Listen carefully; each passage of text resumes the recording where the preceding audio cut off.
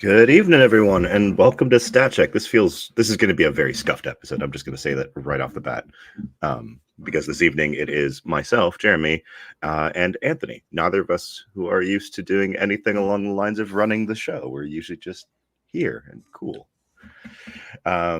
We should do the plugs by just being like, check the link in the description for all the plugs and just keep it I moving. put a lot of work in the link in the description, so That's what I'm yes, I saying. will do that. Yeah. And it still has to read them all out every week. But us, we're just like, yeah, it's right there, bro. Just click the shit. That's right down there. 100%. All right, Anthony, how are you doing this weekend or after this weekend? My weekend was pretty good. What did I do this weekend? I did some growing the local, some teaching the folks nearby some of the game stuff. So I spent most of Saturday at Rogue State Games. Actually, I'm wearing a hoodie from there right now. Played 4 games, or was participant in 4 games. It was a pretty good time. Predators and CSM and Death Guard are both pretty good. My Winged Demon Prince is still quite bad. Makes me very sad. I try not to be too depressed about that. I charged a Manticore, got the full 6 mortal wounds on the charge, still failed to kill it. Just depressing. That thing is so bad now. Strength is Anyway, his sword. What Strength is his sword. 8. Okay. All right. 6 attacks, exploding 5s, 8, 2, 3. Kills Marines real good? Not particularly, but sure. I think the math is he doesn't go through an Armor of Contempt squad. Anyway, so he used to kill God. So yeah, for the most part, had a pretty exciting weekend. I don't think there's been anything else super exciting happening. I've been doing a shitload of getting ready for Pyra. We got like some rooms assigned and some stuff like that. Bought my plane ticket for ETC Eurotrash Cup in March. So that's very exciting. Yeah, I get in on like the Friday morning when the event's on the Saturday. So I get on like Friday morning at like 7 a.m. at the airport. So I messaged Dino and was like, free up your Friday. For anyone not familiar, where and when is the Eurotrash Cup? And so Eurotrash Cup is March 15th and 16th, I want to say, or 16th and 17th, something in that window. Third week in March. And it is an 8-person teams event that is mostly national teams, and the team that I am on, which is Belgium United, which is, let's see if I can do the whole roster without missing anybody.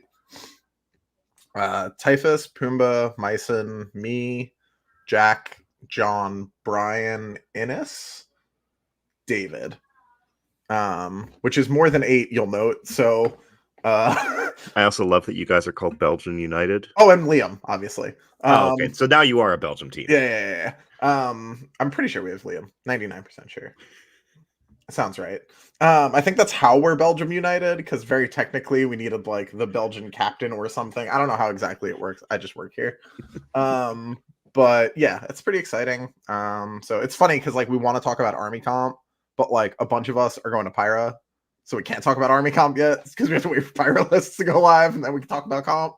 So, so David and Brian immediately popped up in chat saying there is no Liam on your team. Oh yeah, see, we didn't have Liam. I forgot. There's so many team events now. Like we have them for Champs Cup. We do. I forget. So never mind. Yeah, that's gonna be sweet. 8-person teams event, be a bunch of fun. Nice. Once we can actually talk about comps. What else was last week? Oh, we're scrimming Ignite, like Team USA is scrimming Ignite. That's going to be pretty fun. I'm not involved in that past, like, me being like, hey, you guys should do this. And now they're doing it, so good luck, boys. So, yeah, that'll be exciting. I don't think there's anything else too wild going on. Oh, my local is running an RTT. Was like, oh, we'll just run an RTT. No big deal. 40 people. So hell yeah.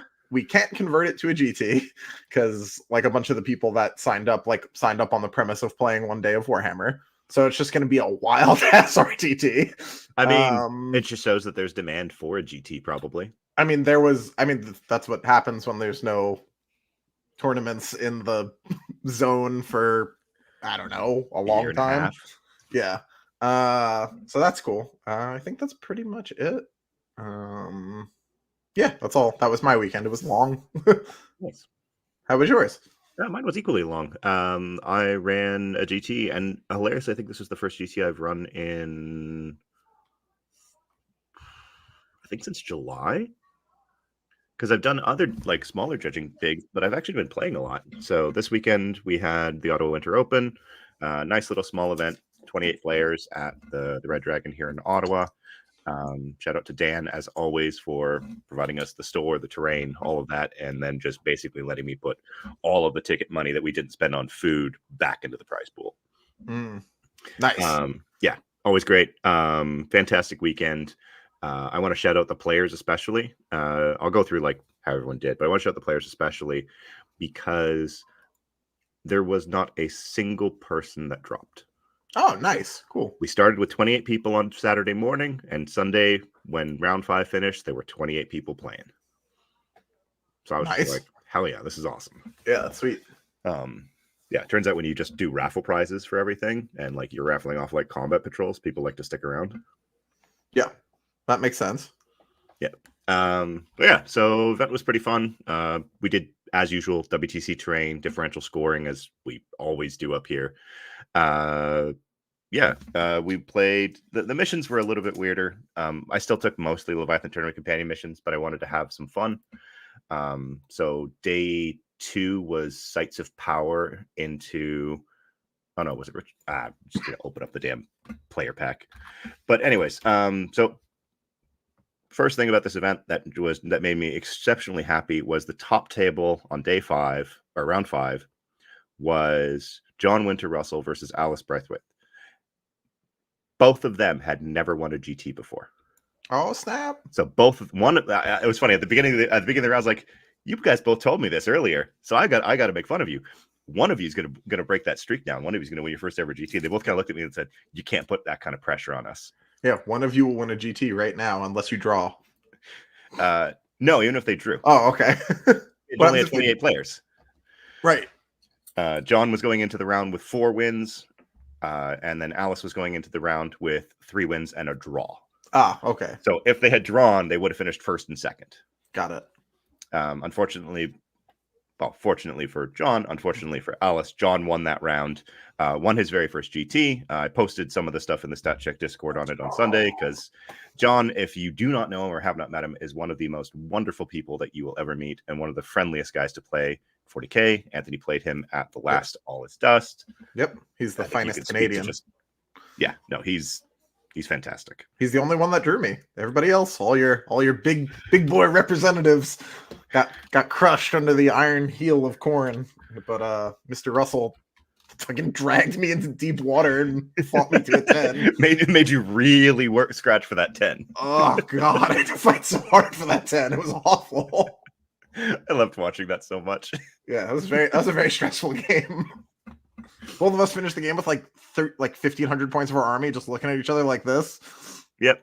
Anthony was just throwing out a unit onto an objective to try to score a couple points here and there. Yep. Anyways, yeah, so the rounds that we played, round 1 was Priority Targets, Hidden Supply, Search and Destroy, just basically a draw mission to warm everyone up.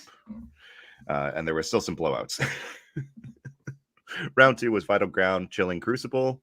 Round 3 was Sites of Power, Chilling Crucible. Round 4 was Ritual, Chilling, Hammer and Anvil. And then round 5 was Supply Drop with Chilling on Search and Destroy. Because I love Supply Drop. I know a lot of people have strong feelings about it, but Supply Drop is the disappearing missions one. Sometimes it's fine. It leads to hilariously low primary score for both players, usually. It depends on the setup, dude. At WTC was the first round. You remember we scrimmed you guys. It was a fucking nightmare sometimes. Like,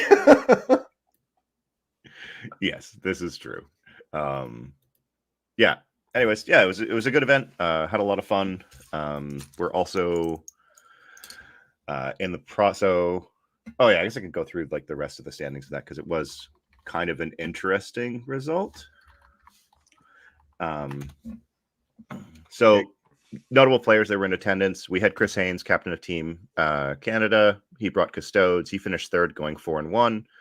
Zach Como, one of the members of Team Canada, he brought Tau. He also went 4-1. John, who won the event, brought Guard. I'm shocked Zach didn't play guard. What are we doing, Zach? Nick Blackburn, who is on Thousand Suns right now, he went 3-2. We also had Francois, who brought Hypercrypt Necrons and lost 2 very squeaker games and drew against Alice. He was her one draw for them from that event. And so he went 2 wins, 1 draw, 2 losses. You're fucking up the movement to get them nerfed.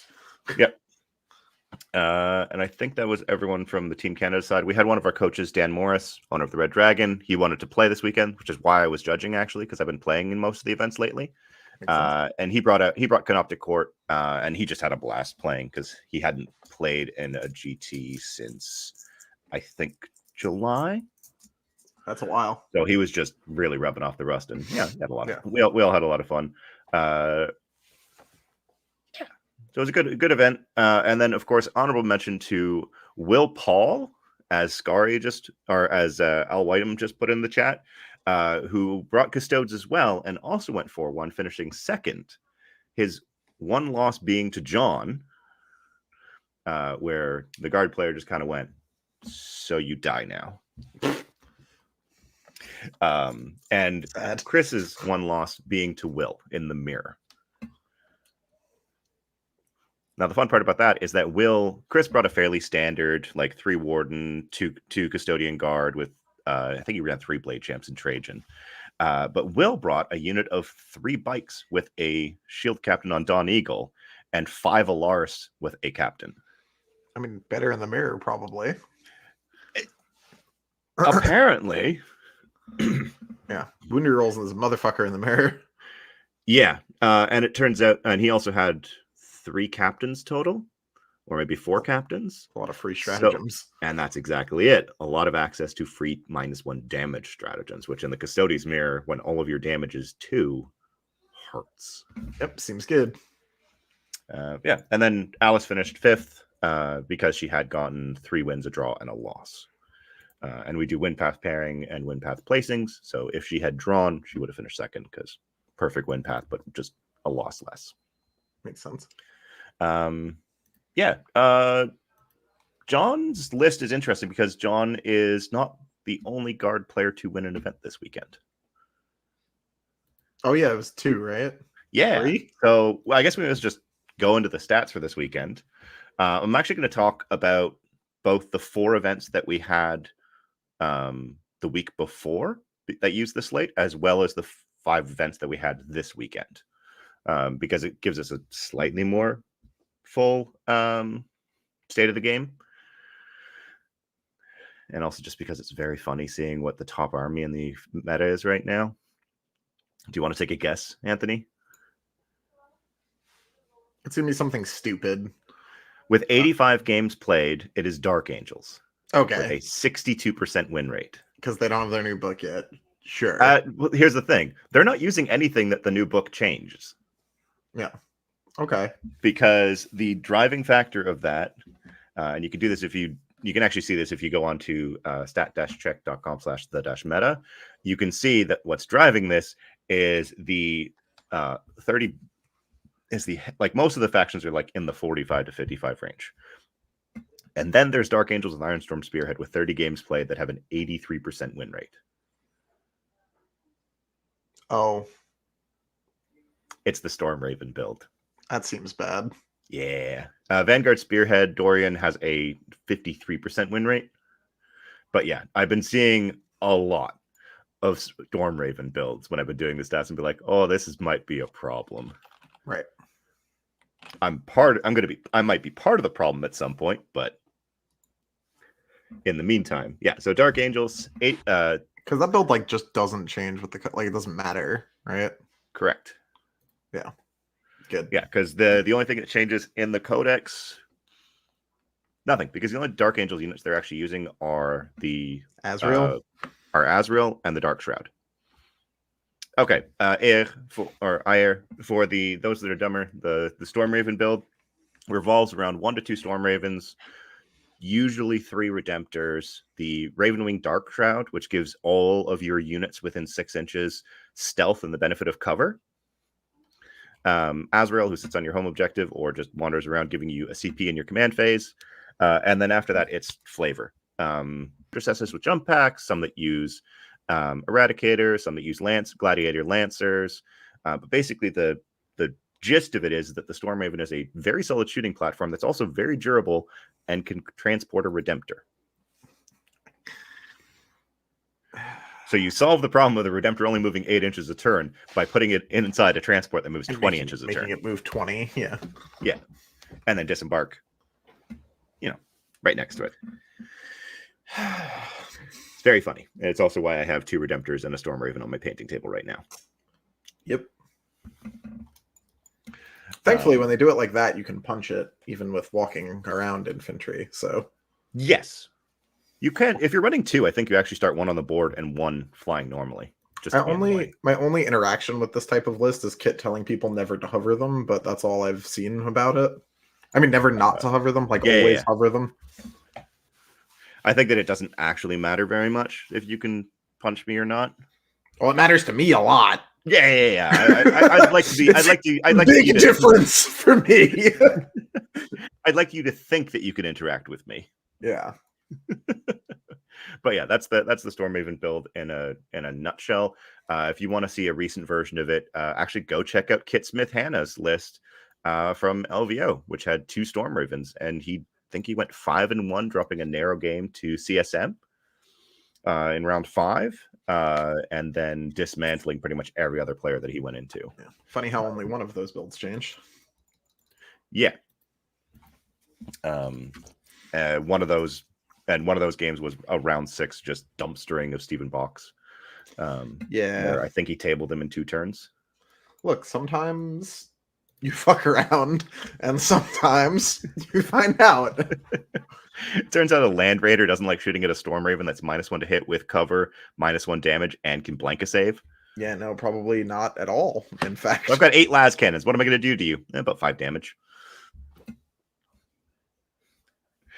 Feels good, man. Anyway, so that's Dark Angel sitting right now. Thank you for the $6.99. This is the fun Anthony punching Stormravens. Yeah. Careful, Kaz, or I might put you on Stormraven build next time. That money just goes back to Kaz. I'm on to you, Kaz. He's funding himself. Yeah. All right. Rounding out the top 5 from the first 10 events of the new slate, we have Sisters with a 59% win rate across 68 games. Oh, the jig is up. They have 1 event win, and they have a 1.90 over rep.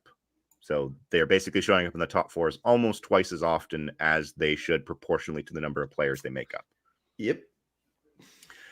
Next up, we have Necrons, who have continued we're just going to sit at the top here and kind of just be a problem with a 58% win rate, an over rep of 2.13, 1 event win, and making up over 10% of the meta. Yes. That's a lot. Yeah, of the 500 plus players that we've had across those events, they have made up 50 of them. What's the win rate split between Court and Crypt there? That one's actually very funny to look at. Oh, is this gonna make me sadder? I was hoping for some joy.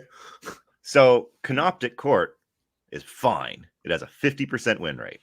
That sounds right. Awakened Dynasty has a 61% win rate, but it also only has 9 games played. So okay. And then Hypercrypt has 152 games and a 61% win rate. Oh, that seems bad. Turns out the Epi Downey faction is real good at what it does. Huh. Yeah. You have enough to say that confidently. We're getting real close to that point, yeah. Uh-huh. With 150 games, we're getting real close to being able to say, this is a problem.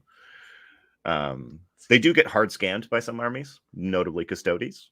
I watched all 3 of the Necron players in attendance at our GT get run through by Custodes.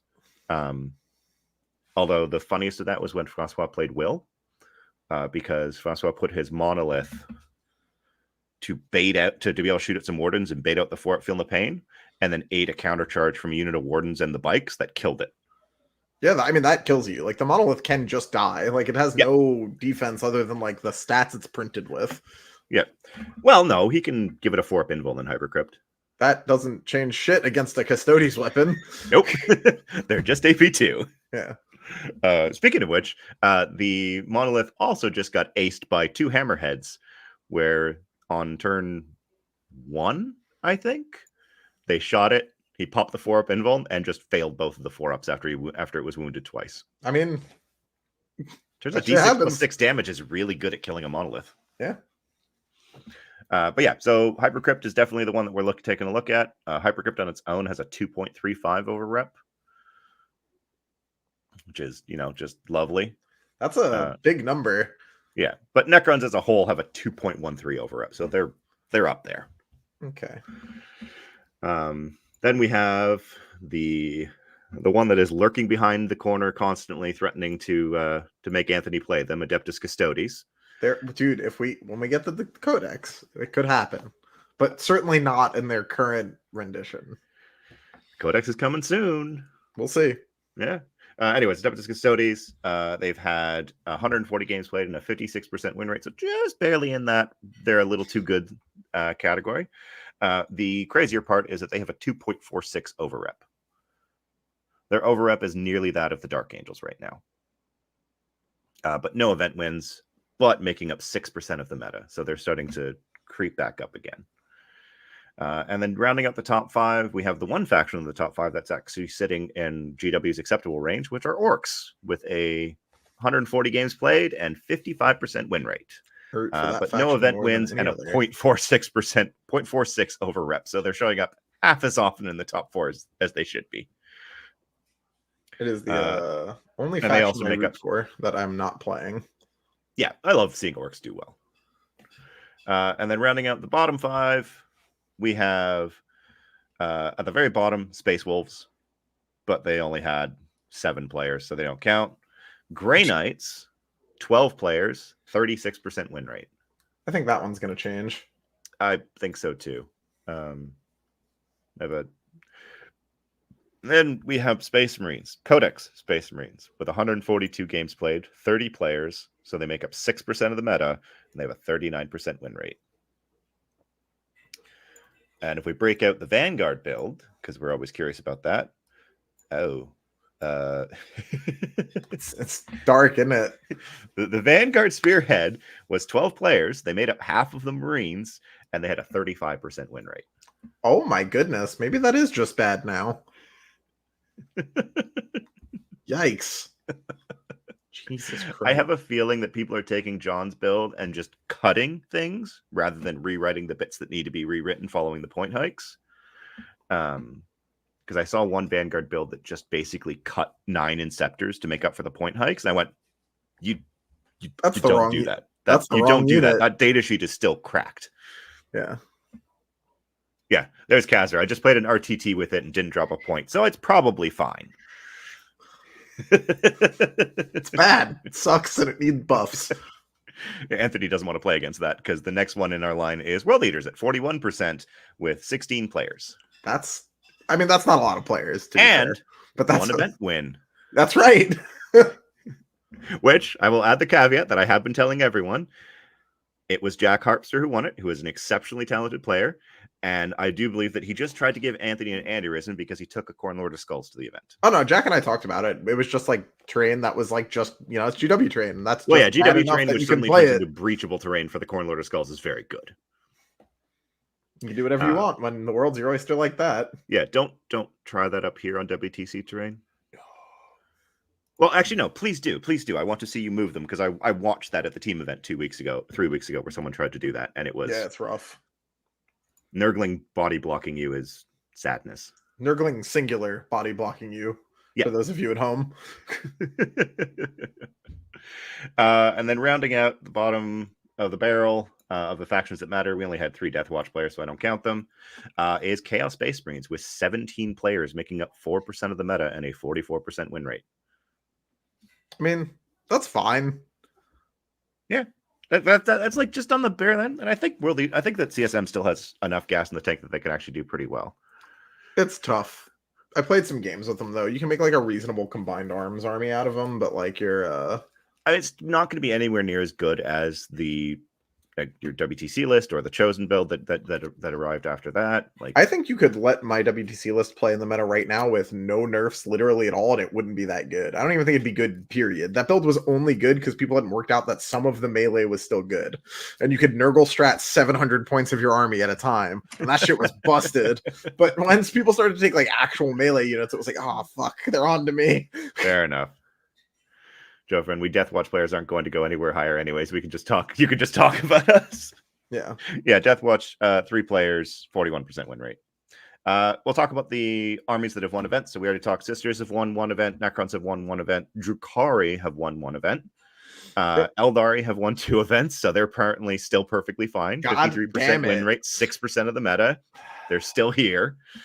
Astra Militarum won 2 events, both of them this weekend, with a 50% win rate, a 1.6 over up, and making up 5% of the meta. So it turns out guard players may finally be figuring out that their army is good. Or maybe it's just so good it doesn't matter that it's guard players playing them anymore. Maybe. The exception of John. Yeah. I mean, John is your quintessential guard player without any of the faults. Yeah, with none of the bad parts of the trope. Yeah. He didn't have a story of how he nearly joined the military, as far as he might. I don't know that. But yeah, so that's where we're sitting with that. There are a couple others that have won events. There is Death Guard have won 1 event, and that's it. And then the World Leaders win. Yeah. So meta seems kind of open, but I mean, it's still early. Definitely keep an eye on that Dark Angels build. Definitely keep an eye on Sisters, Necrons, and Custodes. And I don't know, maybe give the Wolf player in your life some kind of treat or something. I mean, there could be a build in there, right? Surely the like 30 Wolfen are cheap enough that it works out. Maybe. Yeah. Like, I mean, the 2 people that realized that Stormlance is pretty good had a 60% win rate. That might be a thing. Yeah. No one is playing the Wolf detachment despite it getting buffed, so maybe they need to look at that a little more closely. The Wolf detachment changed? Yeah. In the data slate, they made it so that you can do a saga every single turn instead of every single battle round. And because the sagas stack throughout the game, that actually means you can get to full power much faster. I'm not going to front. I have just... The sagas give you things like Feel No Pain, Lethal Hits, Sustained Hits. Okay. Like, it's actually pretty good buffs. There are some things where it's just like, the Feel No Pain is your Warlord needs to take wounds and not die. Oh. That's... Yeah. Curie, where do you stand on the transport full of men explodes? Dudes in the transport take a mortal wound. Can it go on the character leaving the transport? Rules is written yes. Rules is intended no. Don't do that. Don't be a dick. Okay. Because fair. The same thing could be said for grenade strat. Well, what about that? Because grenades are just mortal wounds. Any kind of thing that's from mortal wounds that's not an attack doesn't actually have the sequence that you're supposed to follow like you do with regular attacks. And that's the issue. Is that also yes, then? Yeah, but don't try it at the WTC or Pyra or ETC. I mean, I'm not going to do it. Nick Herding actually knew what the Field of Pain saga was. Saga of the Bear, dude. Yeah.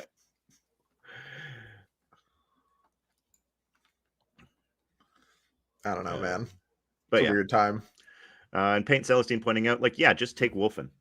They're 16 points a model for 2 wounds, a 4-up invuln, and 6-up Feel No Pain. They fight on death, I think, still. On a 4-up?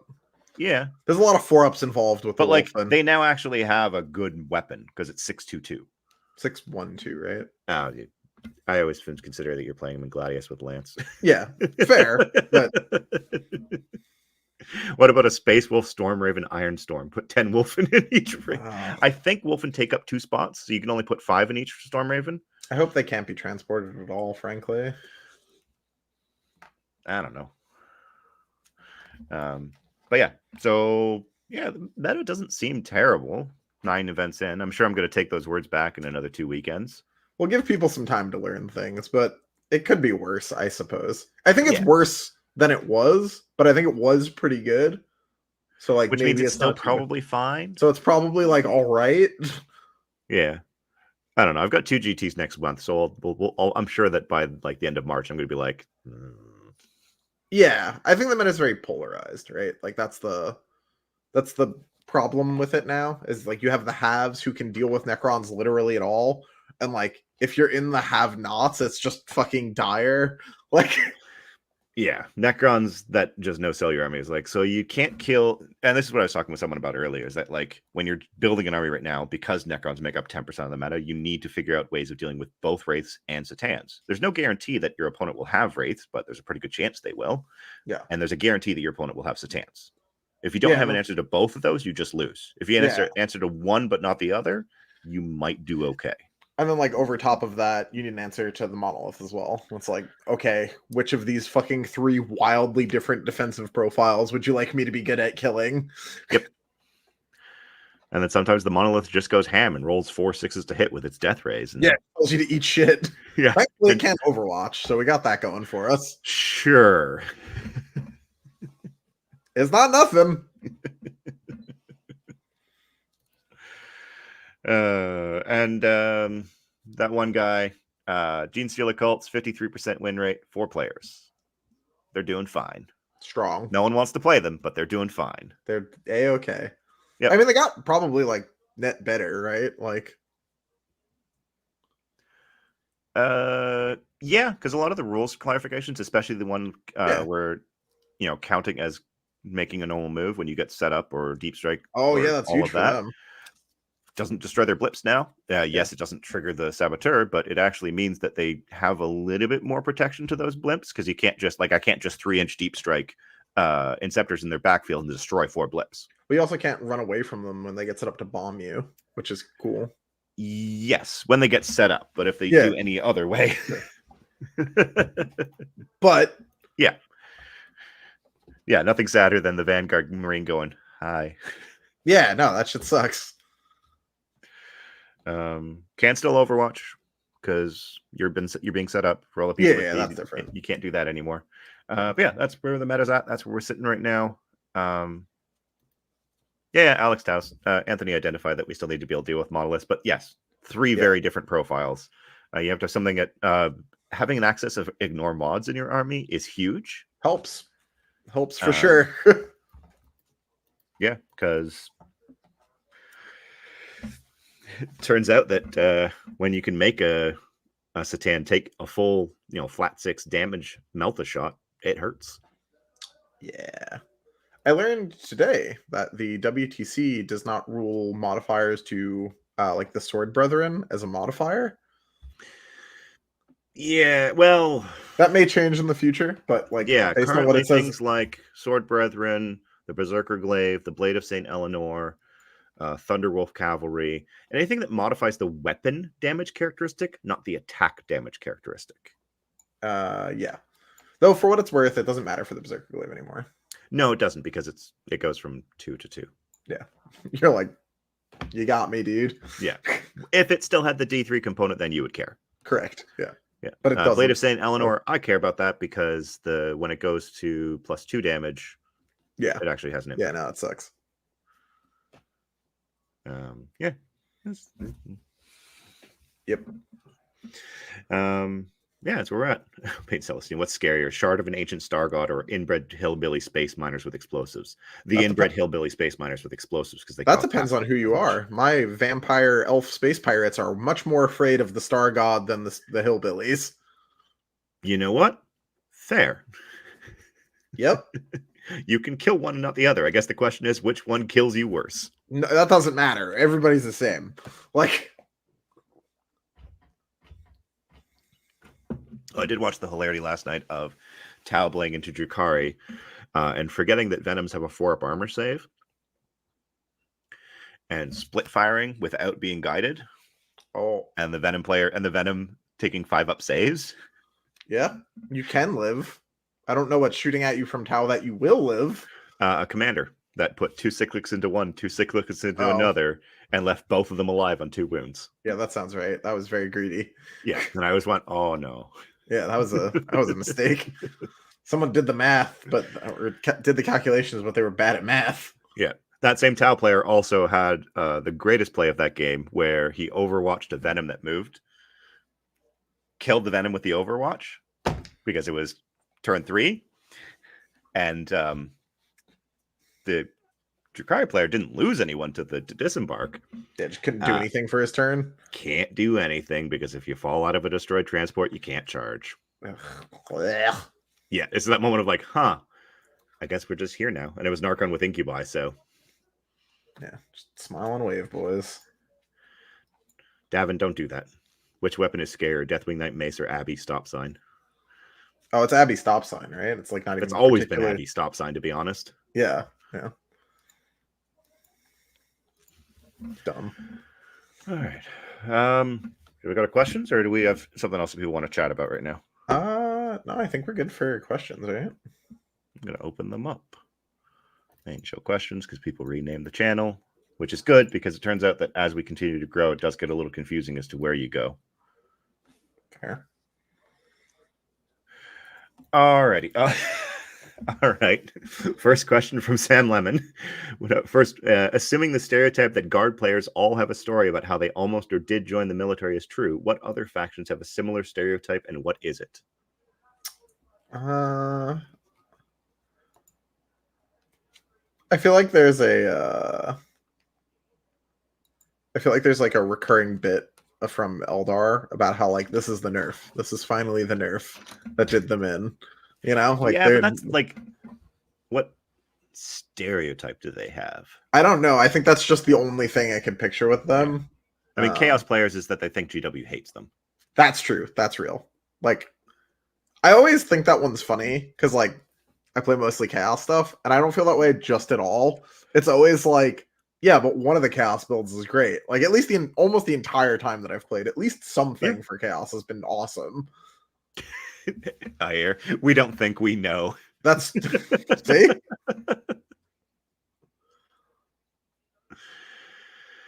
But yeah, I don't know. Custodes players, I'm sure we could come up with something nasty about them, but realistically, it's probably that they just think that their models aren't good enough or as good as the lore says they're supposed to be. Yeah, if Custodes players don't win the game on a 2-up re-rolling, they want a re-go.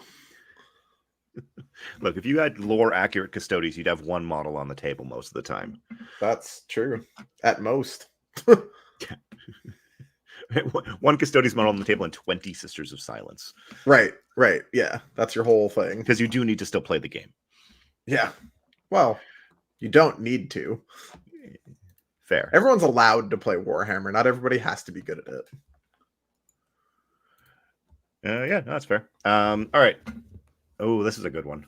And this is something we can actually talk about for a little while. When selecting players for WTC, how do you determine who will jump factions or play a specific role? Such as Francois with Deathwatch and Scar with Necrons for last year's Canadian WTC team. Do you want to answer this? Do you want me to answer this? I think we should both answer this because it is interesting. But so I am firmly of the opinion that faction specialists don't have much value these days. And by faction specialists, I mean players that play only one or two factions and aren't able to deviate from that or aren't willing to deviate from that. Because there is always a possibility that those two factions are just not in the 8. And That's so they fair. need to be able to pivot. I think everyone going into selection should have two factions that they can represent. But it's also really difficult when like half of those people are just Marines is one that I play. For us, a lot of it is like we try and keep people into like, you know, no more than 3 factions they're responsible for at any given time. Yes. But also we have like hard metrics about how many games need to be played per month in front of the team relative to how many factions you have.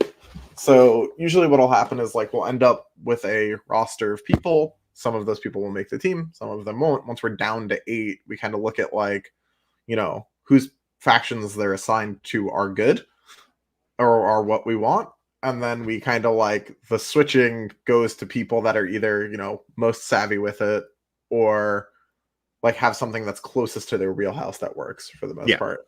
Like we're not going to make Shuckman learn a new army. Like just play Eldar Dog. And if we want you in the 8, you're playing the Eldar. And if Eldar aren't good, probably not in the 8. These are the consequences of one tricking.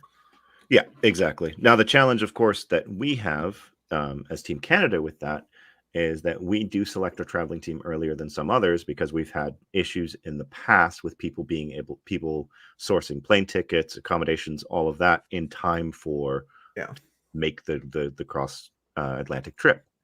I don't know if Team USA has the same issue, but I mean, last year you guys sent 20 people, so I don't think you really had an issue. That's not really a thing. If you like at the point that you're on the team, you're expected to be going. So like the way we typically do it is that like our selection's in April now. So like you'll know then if you're starting or not, and then if you're not starting and you're in the academy and you'd like to remain on the academy, it is heavily encouraged for you to go and help. Yeah. And then if you're one of the returning starters who didn't make it, if you'd like to go into the academy the following year, it is strongly encouraged for you to go and help. So makes sense. Yeah, a lot of us are going to be there regardless. You want people to be continuously demonstrating their commitment to that. So I can talk a little bit about what happened behind the scenes last year with regards to that. So Francois on Marines, it's kind of what he had been playing a lot at the time. He had been testing Deathwatch a lot. He thought he had figured out a build that worked fairly well. We realized very quickly after War Masters that wasn't the case, because at War Masters he did exceptionally well. I think he went 4-1-1. And then just was on the struggle bus for the rest of the event, playing Deathwatch into things like Eldari and GSC. Yep. And then Skari with Necrons, it was quite simple. We were testing Drukhari. Skari primarily plays Drukhari. He played Drukhari for us at WTC 2022. He plays Drukhari almost all the time, but we were testing factions at the early on in the edition. We threw him at Chuckman playing Eldari. That was a rough game to watch. That was a very painful game to watch. And after the results of that game, we had a quick chat. We're like, we think we might need to move you. Yeah. And we talked about. Wasn't the fastest game of the round? No, it wasn't. Yeah, so we went through all of that, and eventually settled on Necrons for him. He then took them to an RTT, a GT a major that he finished second at, I think. And then played another 20 odd games with them, and also won Best Necrons at War Masters before then just skunking people all week in the teams. So, or as he liked to put it, I like playing math bricks. Yeah, he took his training wheels off. Yeah. So it basically comes down to a very strong player who is also a very dedicated team player can usually play whatever the team needs. Ideally, by the time you get down to faction selection, everyone there has one of those factions in their wheelhouse already. Yeah, usually for us it comes down to reps, right? You can fix anything with enough time. As an example, I've played 35 games since the slate. That's more than most people will play in a year. Well, sure. I was saying even at a competitive level, during the slate, from now to the next data slate, most people won't play 35 games, right? And if you're a viewer who's often why is Anthony so negative? Because I spend a lot of time doing this, so when something's bad, it hurts a lot. Yeah. So it just depends on time, right? We can facilitate as Team USA an army swap inside of a week, because if we want to, we can have someone play 3 to 4 games a day if they're available by just cycling our roster for them to have a practice opponent, right? A sparring opponent, so they can keep playing. And, inside a week, that's 20 some odd games. And then all of a sudden, you may not have been very experienced with this before, but you sure as shit are now. And it's fine. But it's just reps. People always ask me about how much time before a thing should you switch to? That's fake. That doesn't matter. The amount of time that you get to sit in the bathroom fucking around with your list and shuffling 100 points of it is not important. I don't care about that literally at all. It's how many reps can you get with it between the actually, perfect example of that. Shout out to Skari, who last we talked, his rule is 20 games with a list before he changes anything fundamental, because it's just it's not till you hit that point and against that number of different opponents and different skilled opponents that you really have an idea of if it's you, the list, or something else that's going wrong. Yeah. So. No, that's real. It's it's never a matter, like it's not gonna be a function of time. It just depends. So like internal to our team, and I say this with as much love and respect as I can, but Chris will pull captain's privilege and play the faction that he wants to play. But that's usually because it's one of the factions that he's good with. And Chris on an army that he's good with is better than Chris on an army that he doesn't, because he is a busy man and doesn't have the same time for reps as someone like myself or Francois or Riley, where, coming up to the event, we were like, oh, we have 2 players who are really good with Eldari. Who do we grab? We're like, well, Tim's the more experienced WTC player. We'll put him on Eldari. Riley, you're starting a GSC army. You want to play GSC? And he's like, yeah, that'd be amazing. Right. And then the rest of the team starts to fall in place from there, because we look at what our gaps are and we say, okay, well, we have 2 months. We have a month from list submission and then 2 months from the actual event. That should be enough time for most players to get ready. Should.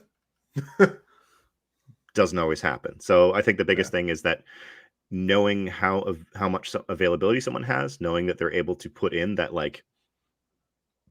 25 games from list sub to the event, that's kind of what you need to have an idea of where you're going to sit once the event actually hits. If the first game with your list is the first game of War Masters, it's probably going to be a problem. I would never have the first game of my list be the practice game I play in Scotland. Yeah, so that's basically it. That's the longer answer at how we determine it. But I mean, also every country does it differently, because every country has different resources available to them. Right.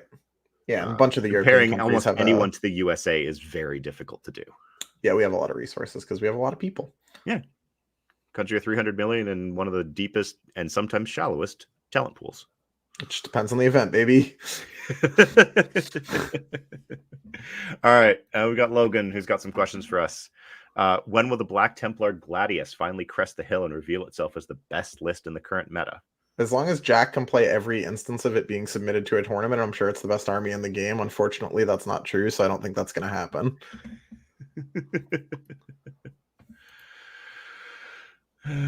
Yeah, no, that's fair. I think it's a perfectly acceptable list that is pretty light on resource overall, and having watched enough people play enough mid-range 40k at this point, the second someone runs out of units or dies a little bit, they tend to panic and then lose ability to score.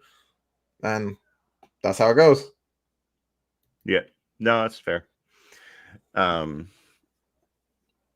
Yeah, I think it's good, but it's also one of these things where often what we think is the best army isn't always the best army for other players. Yeah.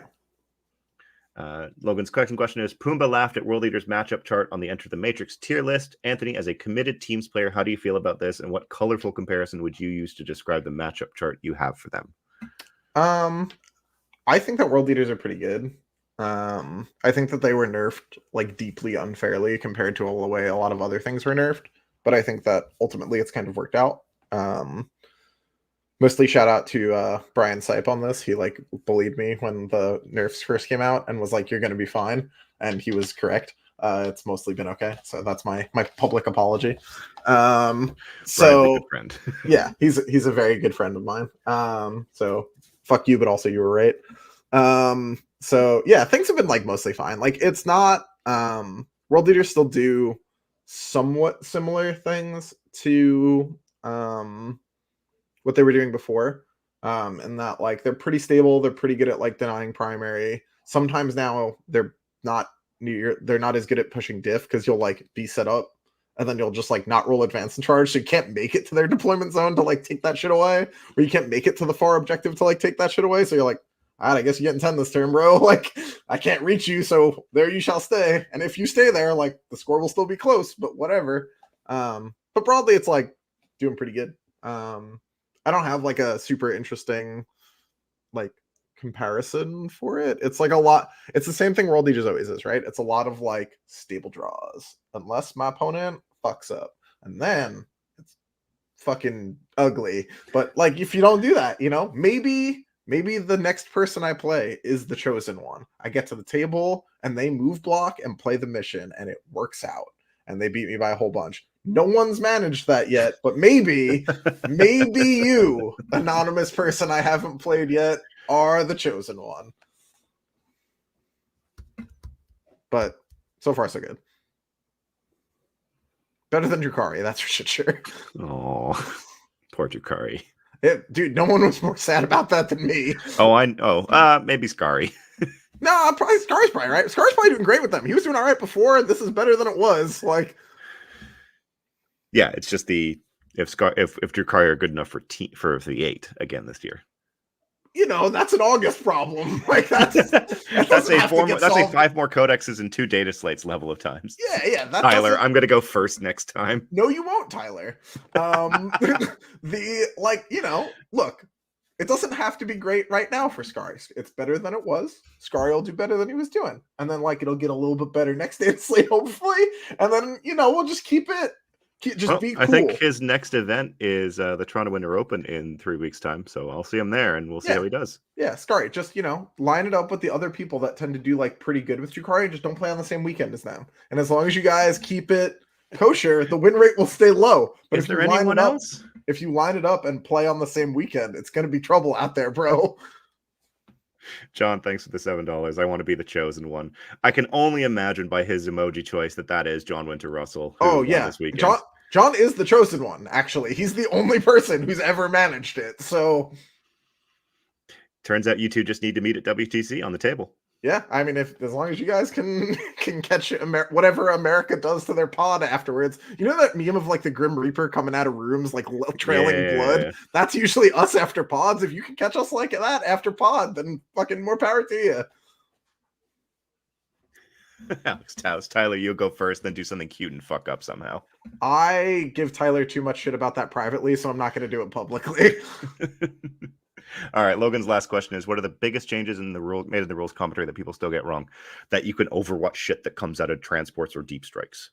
People seem real confused about a change that's just not even in the rules commentary, which is that OC0 units can do actions. I've had so many people ask me. I want to know who started that as this is a good idea for the slate, and it's totally 100% in the slate because my uncle at Nintendo who traded with Games Workshop knows it. Yeah, it's really funny. I get asked that question at least once a day. It's and I don't do shit. I'm sure you get buried. It's wild. It's not anywhere. I don't know where that came from at all. So I will actually say this weekend was exceptional in that about 90% of the rules questions I got were the players were, I think it's this way. I just want to be sure. Yeah. And I didn't have to explain anything. I was like, I like you people now. Yeah. You're all right. This feels good. Yeah. All right. Oh, okay. Autark Ben asks, when ordering a round of shots for you and your friends, if money was no object, what would you order? Probably not shots to be the answer. What'd you say? Probably not shots is the answer. Well, shots is fun. I've been baited into shots too many times by the Polish, so it's just it's just part of my life. You're with the Poles. Is it actually a bait then? I have no idea. Is that an implied consent thing? I don't know what that means, Carrie. I don't know. Those boys try and get me fucked up every time I'm with them. Pyro's gonna be rough. Quentin said the dumbest thing I've ever seen someone say, which he basically was I bet you can't get me that drunk or something to that effect. And I was like, you foolish young man, do you know what you've just done? Isn't Quentin 22? Quentin's 24, 3. Okay. Not a lot. So he's been legal. He can legally drink in the States for 2 or 3 years. Yeah, now. 20, right, yeah, he's 20. He's small number. I love you, Quentin, but you are so done. Yeah, good luck, you. For me, probably defaults to Macallan 12, maybe older. Strong. It's a shot. It seems wild. I'm not taking it as a shot. I'm just saying it's an ounce. Oh, fair. All right. Yeah.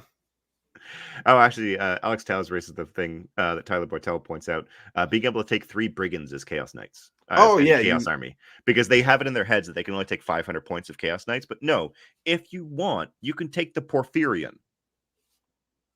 That'd be sick. I'm not saying it's good, but it is funny. Yeah. Quentin's a majestic goober. Please don't let him get alcohol poisoning. Anthony will take care of him. Well, that's Sean's job. I am just a player on the team. Our captain is there with us. He's in charge. 40K Jesus is going to be the rave daddy. Yeah, that's right. Keep Quentin alive. All right, Evan S has a question. Hey everyone, I started being really interested in 40k when the Leagues of Voten were announced, and I finally started Oh, playing with the Evan league. S. I thought you said Evanescence, and I was like, what? Anyway, sorry. I started really being really interested in 40k when the Leagues of Voten were announced, and I finally started to play with the release of 10th. As this is my first edition, I was wondering what I should expect out of the 10th edition codex. Currently, the leagues are doing well, but it's because of point drops and the detachment rule change. As a lore nerd, their datasheets don't really reflect them as well, i.e. same shooting skill as a basic guardsman. Is it realistic for their codex to make sweeping changes to datasheets or army rules to make their playstyle more elite-based? Or do you think GW will look at how they currently play and just expand on that? It seems likely, based on what's happened so far, Yeah, having that seen the AdMech Codex now, because the yeah, AdMech Codex were also an army that, used Adme- to hit on threes. Admech and Nids are two that are like, this probably could have been better, and it certainly isn't. Which Tyranids have good builds in them. Tyranids have builds in them. That's true. I talked to John. He just went to a tournament this weekend. Went undefeated. He sure did, but he had to hang on by his motherfucking fingernails several times. Like he shouldn't have to have worked I saw that he got hard to have games that close. Like I just think that army's not very good, and like it's okay that it's bad, and that John has really pretty Tyranids that he's trying to win best overall with, right? Like totally fair. But also, maybe if you're one of the best players in the world at like a random event, your score should probably look more like Jack's than John's. You know what I'm saying? So I broadly would not be super excited about a codex coming. I'm like, hopefully we ride this index for a little longer, gamer myself. I'm optimistic for leagues, and the reason that I'm optimistic for leagues is they haven't been announced yet, which means they probably haven't been written yet, which means there's like opportunity for them to listen to the player base and be like, leagues players don't like that they got turned into you just take tons of trash and try to bury your opponent in dice. They're a weird horde army, which doesn't seem like what they were going for. Yeah, because they're a horde army without actually having the bodies on the table to be a horde. Yeah. They have not far off some marine list worth of models, but yeah, it's all wrong. Yeah, so I think the answer to that, Evan, is we don't know. Yeah, because you look at hopefully things change, but if you look at the given examples, it doesn't seem terribly. I mean, the Necron Codex rewrote considerable chunks of their army. Did it? Yeah. Like Wraiths couldn't. I guess, yeah, that's fair. Before. That's fair. Like there were a lot of things that were like little attachment changes, little tweaks to stats, and all that. Yeah, that changed a bunch of things. Dark Angels, we just got gutted. So right now, not having a codex is better than having a codex for Dark Angels. Yeah, that shit's rough. All right. Bryn asks, what's Anthony looking at for World Eater list currently? What is your current World Eaters list? It's not super exciting. I've just been playing like what I was playing before without the Juggernaut and with 10 more Jackals. Okay, so it is what we thought, what we had talked about earlier. Yeah, so just look at the 1975 list, lose the Jugger Lord with Chosen. It's more expensive. Yeah, it's more expensive now. Like, it's fine. A funny thing that happened is I was playing a game and scouted the Jackals instead of an 8-bound unit because the 8-bound unit could already get to cover. And then the Jackals like ran up and touched 2 of the midfield objectives. And then my opponent was like, well, it's not worth it for me to kill them, and didn't bother. So I had 3 sticky objectives by top of 2. And I was like, no. I mean, now you have to come touch them. I don't know what you thought was going to happen. I mean, that is something that I've talked about, is that running the second Jackal unit, giving it scout, if you are on a board, like Search and Destroy, for example, where you can just make the home objective sticky turn 1. Oh, yeah. I mean, that one's already, that's what the other Jackals are for. I have 2. Yeah. No, I meant like your home and the midfield objective. Yeah. Ben, that has not just happened to you. That's happened twice. Ben, like, I was special. Nope. No, that's 2 people have happened to. Why Jackals and not Spawn? Because Spawn aren't that good. You just cope because they have a fort, feel no pain, but they don't have any like special rules that make them do anything. They don't have an icon, so they're just like, if I want something to take up space, I'm gonna use the unit with a bunch of dudes in it. And when the no favor world, you want that second icon Yeah, on an objective Christ real bad. alive, no favor is fucking wild sometimes. Dude, I had a one buff turn the other day where I rolled just like a triple and no doubles, and I was like, Oh, ah.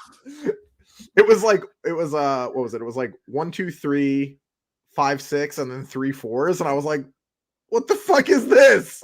yep.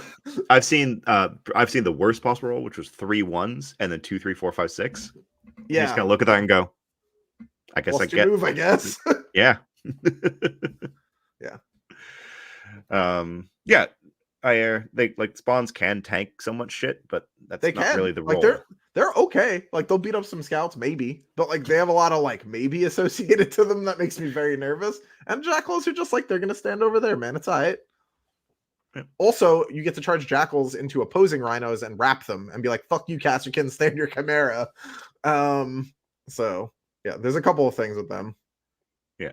All right. Alex Jackals don't do damage. That's not the point of jackals. Stop trying No, to have shit that isn't like the units that do damage and world leaders do damage. Treat them like cultists. because it's not like your favorite lord was doing damage that often. Fuck no, that guy was terrible in combat. All That right, guy Alex, sucked. He just needed someone to hold favor, and he was the best suited. and he was annoying to kill, so most people just wouldn't bother trying. Yeah, that's true. Tyler's Termagants did get fucked up by my jackals. That's true. Yeah, but Termagants get fucked up by a stiff breeze. No, they were in Angron Aura with an 8-bound nearby, so they were rolling all Oh. hits and ones to wound. I fucked Okay. those Termagants up. All right, fair enough. All right, Alex W to ask thoughts on today's WTC clarifications on the charge phase. That's a 12-page document, sir. If you'd like Curie to explain that to you, you can pay him a coaching fee. Moving on. Reality of it is the actual rule is only a paragraph. The 12 pages is just to show all the examples so that people understand how it works. I helped write that, so I like it. I'm sure it's awesome. Someone smarter than me knows how it works, I'm sure. It's better than the old rule, is all that matters. Because the old rule required you to always call a judge to the table at WTC, and judges are a finite resource, so anything that makes the judges' lives easier makes me happy. That's true. Because now it's just, if a model would normally be able to make the charge, but they don't fit, and you don't have anyone engage, and no one can actually make engagement range, but the charge rolled would normally get you there, you use the barricade rule for as many models as can make it to the wall. Yeah.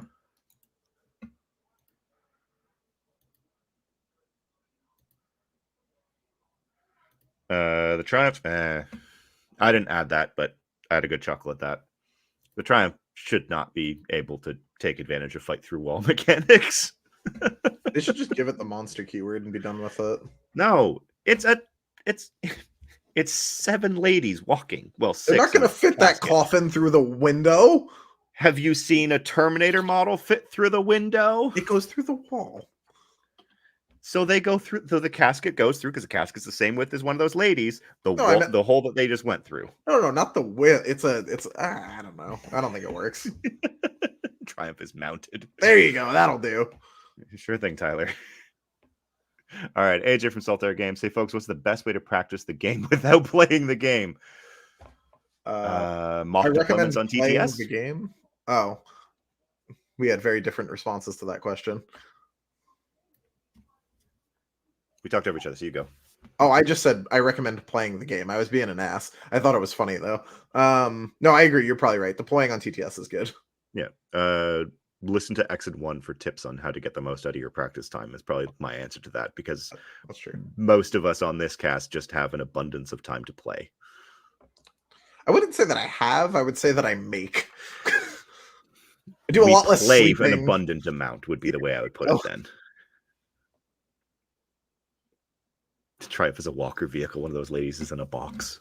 That's a dreadnought. That mean they can tank shock? Sure, go nuts. Strength 5 tank shock. Get them. That's fucking 7 dice into elves. And then 18 attacks at 5-2-1 into elves. They don't like that. I mean, they're already dead to the tank shock, fair. But sure. All right. Paul, yes, Chef Daddy at Unison asks, if you had to turn up to a GT tomorrow and could take any army and be instantly imbued with the skill to play it, what would you take?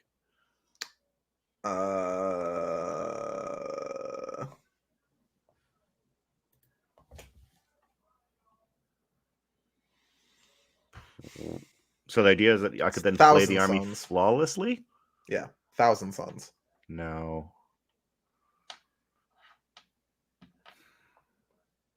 Assuming WTC terrain. Yeah, it's an event you would go to anyway, right? Not Yeah. like not some garbage. Probably Templar's Ironstorm. Or Templar's Templar's Gladius. Ironstorm. I think you could play Templar's Ironstorm right now. I'm not convinced Pickles couldn't play Templar's Ironstorm. So what you're saying is that when I put Dustin on them, he should 20-0 whoever he plays? Yes, correct. Okay. Yeah, if I could just do it instantly perfectly, it's Suns. It's not even a question. 1,000 Suns play 11th edition, bro. It's sweet. Yeah, they also just have failure points that are outside of perfect play. I don't think they have any failure points that are outside of their control. I think if a 1,000 Suns player plays perfectly, there's just nothing you can do. Bojangles Maxon, why must you say such hurtful things about GW Train? I just play on WTC Train. I don't actually hate GW Train. I like it. It's fine. GW Train's fine. You just need to adjust. Like UKTC, WTC, GW Terrain, they all have their ups and downs. WTC and UKTC have the advantage of they actually will change things as the edition matures and ages. Right. GW, we don't have that guarantee. It could happen. We could see a new pack and they could be like, here's the new layouts, and be like, cool. I'd be fucking astonished, but I'd be game. I'm just saying they changed their they've changed their layouts after 9th. So dude, I'm with it. Like that'd be sick. I'm not mad if that happens, but I would be surprised. I would be sad because I would have to purge my memory of this is how you set up layout 1, 2, 3, and 4 by memory. I know how to do that real quickly already. I do. Yeah, sad. And yeah, Tim does make a point. Having to skip the learning part of 1,000 Suns is a good deal.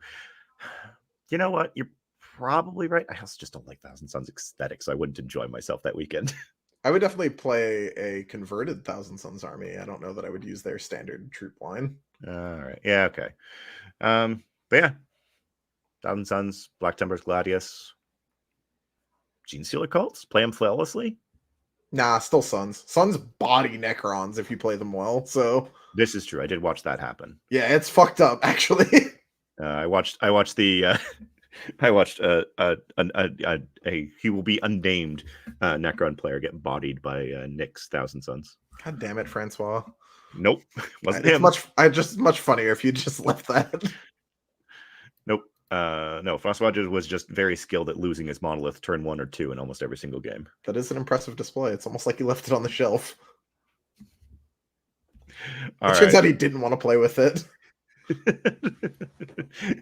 All right, Gabe C, two-parter. First, is Melee back to being Custodes phase, or do you still think the meta is in a decent place where we can have a healthy amount of Melee armies? I don't think you get to play a Melee army against Custodes, but I think that outside of that matchup, you can play a Melee army and it might be all right. I'm big like teams privilege. My next like 3 or 4 events are teams. Like it was very funny when someone asked what Anthony's next event was, and I've got Pyra, Euro Trash Cup, WTC. My next singles GT is Cali Cup. That's true. Yeah, GT. Yes, that's correct. Like I get to just be like, no Custodes, thanks, and just move on with my day. So I think Melee is fine. But if you don't get to do that, you're going to an event, I definitely would put at least a small amount of combined arms in your army. Yeah. Ayer does make a point that Death Guard do nasty things to Custodes. This is very true. Definitely can do nasty things to Custodes. There's a lot of room to be like, oh, I made a small screening mistake because my army moves slow as fuck. Now there's there's Custody men rapid ingressing over there, and that's real bad. Yeah. And then the second is, Anthony, you're pissed drunk. You just got done raging in the pit of a Devil Wears Prada show. And all of a sudden, you've been given a Chaos Knight army and you're told to make a list and go play an RTT. What are you bringing and how hard does it crank? Thank you. I would probably honestly just play the CK list I played the other day and had a bunch of fun with. It didn't have any Demons allies in it, but it like worked. It was Stalker, Huntsman, 5 Carnivores, 5 Brigands, and it was just like, go get them.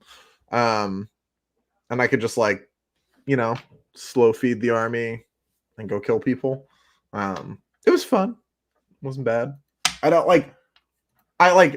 Everyone always gravitates towards their answer for like, you're fucked up and you gotta like play, like the hardest way possible, and you gotta put, a big knight in your list to resolve the, and that's actually like way harder to do correctly because you have to think more now. Yeah, if that thing fucking dies, you just lose. So like, yeah, it's not great.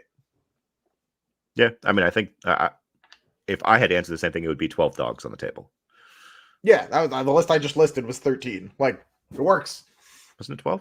5511? Might have been 12. Is it 12? Yeah, it is 12. True, right? Because I'm pretty sure the 13 build died with the first slate adjustment to their points. You can still take 13, but you have to take weird ones. Or yeah, but then you're not taking. No, I think that's 14.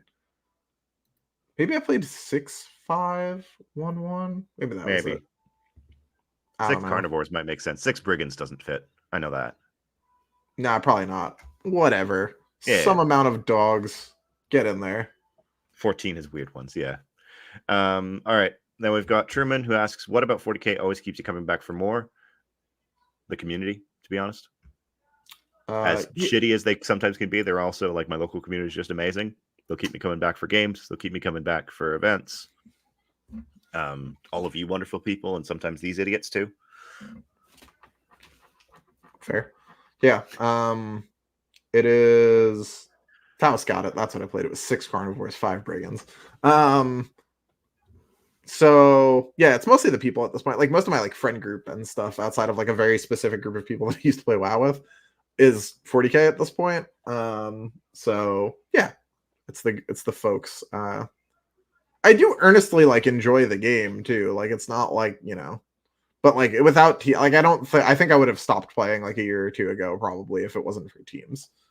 Teams changes the dynamic considerably because it means that when singles is suffering, you have somewhere else that you can have fun. Yeah, or even when singles is good, you could just keep playing teams. Not like teams. Oh yeah, no, but I more mean that like when you have to take refuge from a really toxic singles meta, i.e., the first 6 months of 10th.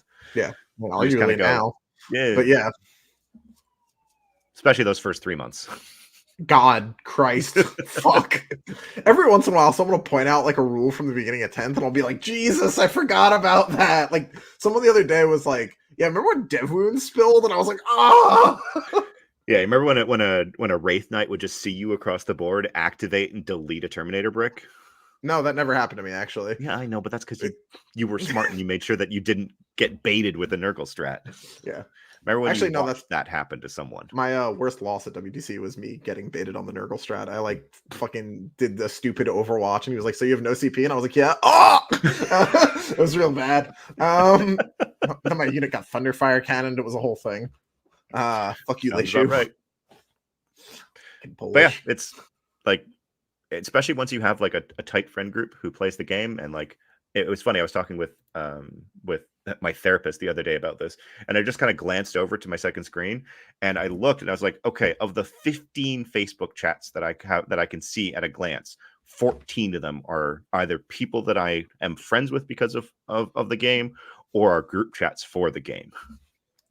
Yeah. Oh, and then the last one I think was my mom. Yeah, fair. What Seth just said was true. Like that game was like fucking like totally. That was the possessed bomb, wasn't it? Well, the first activation of that game was us learning 10th, and it was he moved a truck out, so I overwatched it, which meant I had to pact, which meant I had to this to like it was like a fucking 40-step cascading effect that happened, none of which would have been a thing in 9th, and we just looked at each other and we're like, I guess this is our life now. Yeah, that was a mess. And then those early games of 10th were something special. Dude, it was a mess. The 10 mana possessed got into the Mega Knob unit. We're like, oh, this unit's pretty tough. Let's -1 to wound it. -1 to wounds it. I did 40 damage, and we were like, what the fuck? Yeah, that was a wild ride. All right. Jordan asks, and Jordan seems to be a newcomer to our server. Yeah, just joined us 4 days ago. Thanks for the join. What, if any, was a significant moment in your 40K playing career that you had that light bulb moment or realized you had unlocked something? I mean, I'll start. About 2.5 years ago when I beat Chris in the final round, we were both X and 1 of a major. Because Chris was always the person that I felt that I couldn't beat, and I had occasionally won against him at like RTTs, but like at the GT level, he for the longest time for me was kind of like just up there. And then this time we met round 6, and I absolutely fucked him. I feel like that sometimes, and I'd be like, "All right, I guess this is where I'm at now. Nowhere to go but up."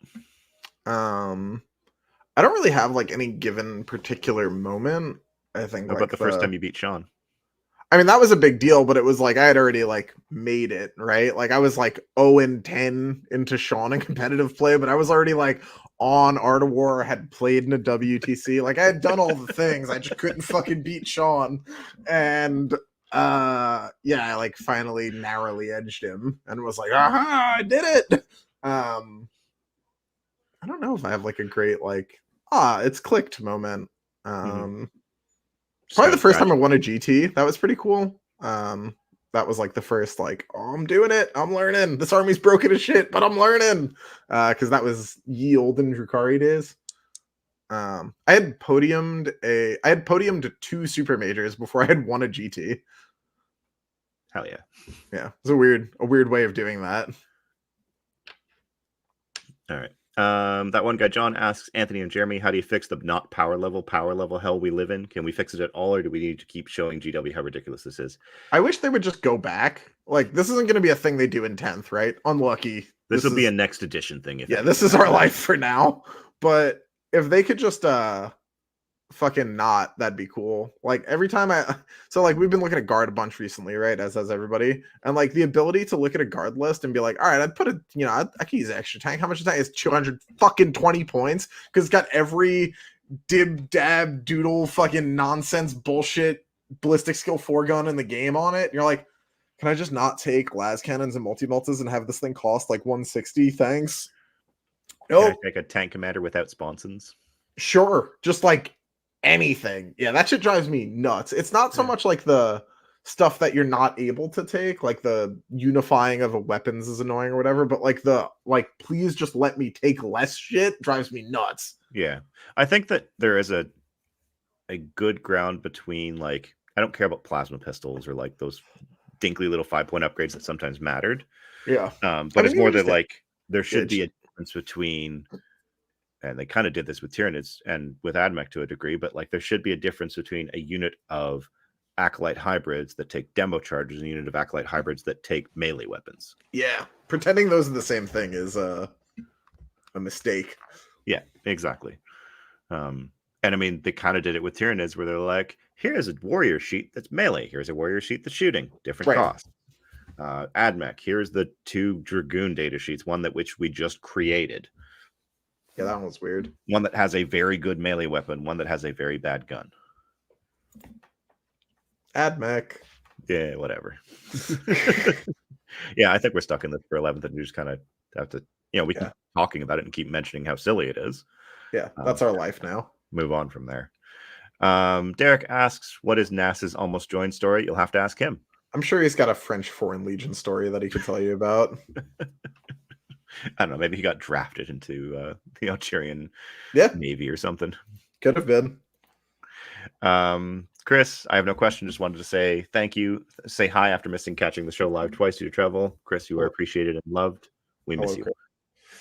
John Johnson has a question for Nathan, but I think this is more a generic one of, is there a Votan archetype taking 1 to 2 Hecaton land fortresses that isn't just my RTT has bad terrain, so I won? I've got 2 of the goofy bricks that I'm dying to make work. Their output is so slot machine, it just makes me wish I had 2 more sags. They are just like every time you take 1, it could just be 2 sags. That's my only. Yeah, especially now that sags are 115. It's like it is a 1-to-1 replacement for them. Yeah, it's just like just take 2, bro. Yeah, I think you could probably like the Hecaton sitting back and just being a pain to remove changes how you play the Votan list. It significantly limits your early game pressure, but gives you a little bit more late game pressure because the tank just tends to live. Unfortunately, that early game pressure is what usually does very well for Votan. Yeah. Logan asks, does the Necron Menace feel better to deal with in teams than the Eldari Menace did? Yes, 100%. Yeah. Though. Because Eldari, especially like, think WTC Eldari. Oh, yeah, sure. You just generally, unless you just didn't, you were like, good luck. Someone just fell on the grenade. Yeah. Whereas right now, it's Necrons. It's like, no, there's probably like, in like the 14 or 15 factions that you can play in teams right now, there's probably half of them have the answer to Necrons in some fashion. I wouldn't go that high. I'd say there's like 3 that like comfortably deal with them, but it depends on the build of the Krons a ton. Like, Also true. yeah, it's better than Eldar was, but Yeah. that's a It's fucking not low good. bar. Yeah. Who else is going all in on Kroot? Not me. Not me. I look forward to Kroot being announced and Codex Tau being Legends. Oh, that'd be sick. That'd be dope. Just Legends, the Crisis Battlesuit. Yeah, just Legends fucking Riptide never rid of that threatens shit. anyone again.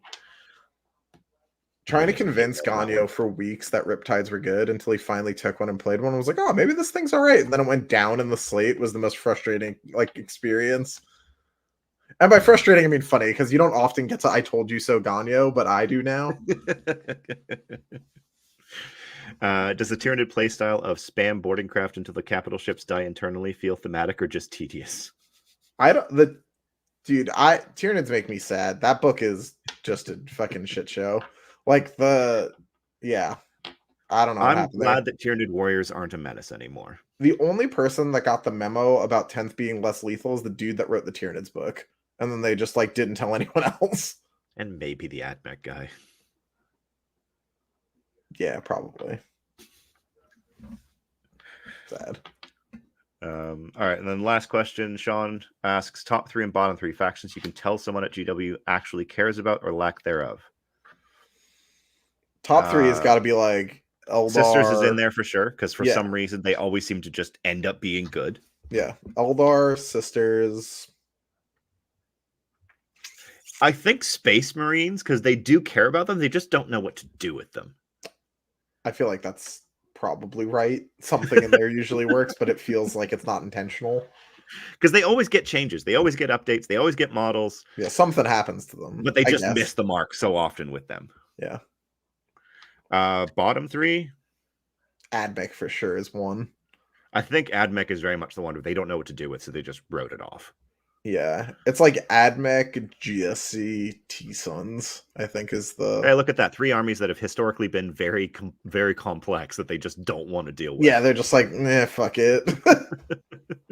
Crossfire? What's that? Yeah, I don't... Oh, God, that was such a badly designed rule. It was so bad. All right, I'm going to quickly scroll through chat to see if there are any other questions anyone has. Oh, we didn't do the plugs. If you want to know more about us, go check the links in the doobly-doo below. We do this show every Tuesday night. It's usually less scuff than this, but life got the better of the other 2 co-hosts that keep us on track. And then we have other shows. We have X and 1, which I believe is recording next week. I don't remember. We have Take All Comers, who they are weekly now, so their next show should be in 2 days' time at some ungodly hour for anyone who is not in the West Coast. I believe it's at 10:30 Eastern, 7:30 Pacific is the planned time for that. We also have Enter the Matrix, who they were live last week, so they'll be live again next week, talking about teams. I'm sure I'm missing something right now. We have the meta dashboard. Go check it out. It's where we have all of the lovely stats that we collect and curate every single week. Take All Comers. I did say Take All Comers. Oh, okay. Yeah, so they're in 2 days at an ungodly hour. I remember that now. Good job. We also offer coaching. Myself, Ennis, and Typhus all offer coaching for different levels of play, as also for different things. Anything from singles to teams to... I was actually approached last week by someone who wanted me to give their entire team an overview of how teams works and pairings and all of that. So that's I've done that before. It takes a while. Yeah, they were like an hour. I was like, nope. We'll start with the hour and I'll let you, and we'll see how far we get. And I know you're going to need more than that. Yeah. We have a Patreon, so if you like the stuff that we do, if you like the work that we do with the meta dashboard, with any of our shows, you can join the Patreon at patreon.com/statcheck. Gives you access to our Discord, which is one of the loveliest places for 40K. It sometimes can get a bit echo chambery, but usually it's just more people talking about cranking hogs with the CK. That channel is an experience. It has a life of its own, is all I'm going to say. Yeah, the mods don't go in that one. If you want to talk about Chaos Knights, good luck. I'm in there every now and then because I want to see what they're coming up with. We have merch. We have a whole bunch of people that are sponsoring and supporting us now. I guess I should actually shout them out. We have the Red Dragon, my home store, hosts amazing events. Check them out at red-dragon.ca. If you are a patron from StatCheck, you will gain access on the Patreon to a code that gets you 20% off store-wide. So anything in the store, 20% off. We have Saltire Games, who is a shop out in Scotland. I think they might have changed the code, but check in the doobly-doo because the code is down there for a discount off of their stuff. AJ is who asked one of the questions, is very active in our Discord, so he'll be able to help you out if we can't figure it out. Check out waylandutani.com. They have they make all the amazing terrain that the WTC uses, and they were gracious enough to sponsor us. And I believe that we have StatCheck 5 as a code for 5% off all of their terrain. And I'm sure I'm missing something right now. You can get Road State to sponsor us. Wouldn't that be a bit of a conflict with Red Dragon? I feel like that would be they're both mini stores. I guess they're in different locations, so it's fine. Anyways, yeah. Also, Red Dragon, we recently, in the last couple of months, got in a whole bunch of playmats. I think that we shipped some down to Rogue State, actually. Yeah, that's true. We have them down there. That's a real thing. There's a bunch of... Yeah, I mean, like anywhere I go, there's going to be StatCheck stuff that comes with, right? Like, yeah, it's sick. The mats are dope. Been playing on them a bunch. Not having to put dice out for my deployment zone is good. So nice. I got so many wonderful comments about that this weekend because it was the first weekend that we had a GT with those. And people were just like, this is amazing. Oh, sorry, second GT, but some of them, it was the first time playing on them. And they were just like, this is amazing. I don't have to like figure out where behind enemy lines is because it's just this line. Yeah. Yeah, so check that out. We love and support and just appreciate all of you. Any other questions that people want to get, but I haven't seen any people commenting about that. We already answered that one about which weapon is scarier, the Deathwing Knight or Abbey weapon. Paint Celestine asks, what's your opinions on Wolfen being cheaper than Khorne Berserkers, Anthony? I mean, one of those armies sucks, so whatever. Like, we'll have one of those in our pirate roster, and it isn't fucking Space Wolves. All right. To answer the question that people were asking earlier, I was the one that was having dinner because I slept until like 5:30. Ben asked where Cat over there. She's asleep. Yeah, Pickles has finally calmed down. Anthony was trying very hard to get her out of his face while we were getting ready to go live. Yeah, that's true. Oh, actually, Simon Harris, this is a good question. John ran Old One Eye and 2 DAC effects recently. I saw it at WTC2. What are your thoughts on it? I think it's a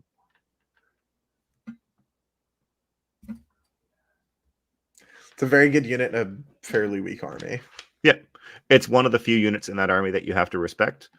Boy, do you have to respect that unit fucks up Custodes. The math on Overwatch for that unit is very funny into Custodes, where you just kind of go, so if I move here, I just lose this unit to Custodian Guard? Yes. Yeah. Not the whole unit. You'll lose like 2 or 3 dudes, though. It's not good. It may as well be dead. Yeah, that's fair. So the combination here is Invasion Fleet, because then you have access to either sustained against infantry or lethals against vehicles. Usually the sustained. You also have a strat that you can make free with the Hive Tyrant to give them crits on 5s. Is that one a battle tactic? It is a battle tactic. It's normally 2 CP. Nice. Yeah.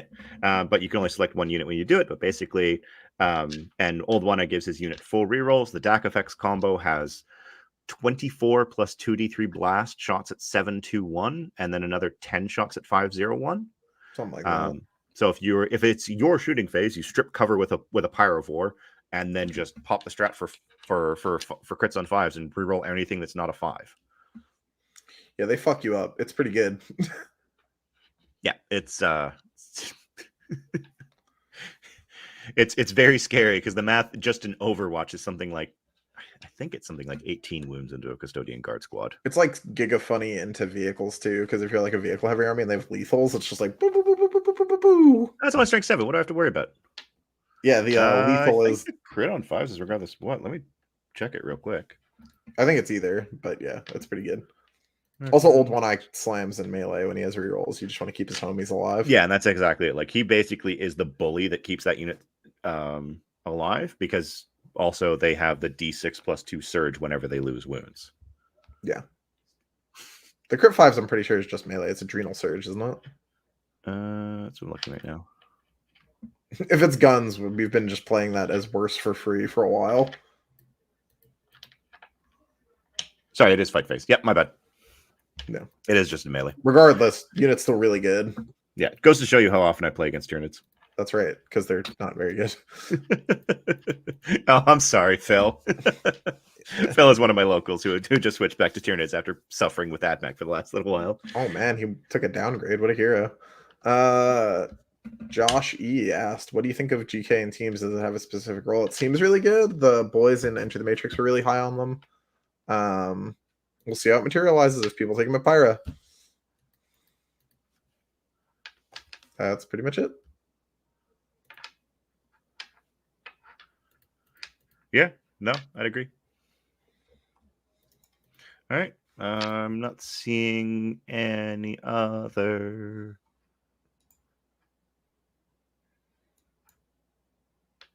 Okay, Alex Taus just clarified. Takeover is recording weekends now. I think they're skipping the coming weekend because of an event. Right. Check out on the Discord and they'll let us know what it actually is. We have reached the point where I cannot keep track of every single show. All right. Oh, yeah. All right. So thank you all for joining us for this last hour and a half. Bid you all a good night. Anthony, you have anything else to say to the folks? No, that's it. Have a good week, folks. Enjoy your 40K. Good luck. All right. I'm going to let you go without a bye-bye because that's just how it goes.